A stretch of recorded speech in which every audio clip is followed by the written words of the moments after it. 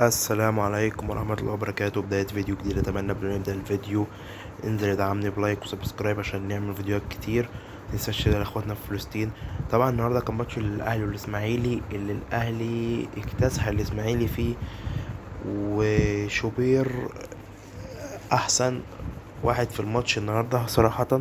شال اجوان محققة تماما. طبعا في ضربة جزاء، مش ضربة جزاء، مش ضربة جزاء.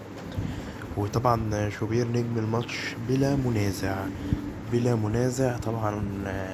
وإمام عاشور نجم من نجوم الأهلي طبعا، والجمهور أهم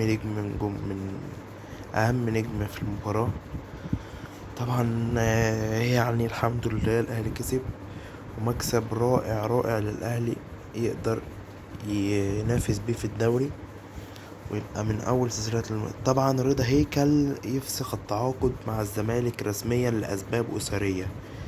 ايه هي الأسباب الأسرية؟ الله أعلم. طبعا الزمالك عنده ماتش النهاردة مع البنك الأهلي. طبعا كابتن حسين لبيب أشاد بأحمد فتوح، وأشاد بالصفقات الجديدة، وأشاد بمحمد شحاتة وأحمد حمدي. طبعا هم لعيبة على أعلى مستوى. طبعا مع زيزو، مع شيكابالا، مع عبد الله السعيد، تيم كويس كزمالك. فأتمنى إن هم يكسبوا البنك الأهلي ويرجعوا الزمالك بتاع زمان.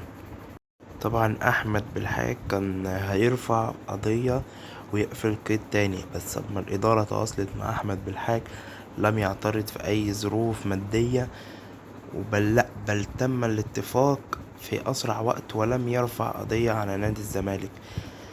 طبعا يا جدعان يعني تحية كبيرة لاحمد بالحاج اللي ما خدش فرصته في النادي بجد.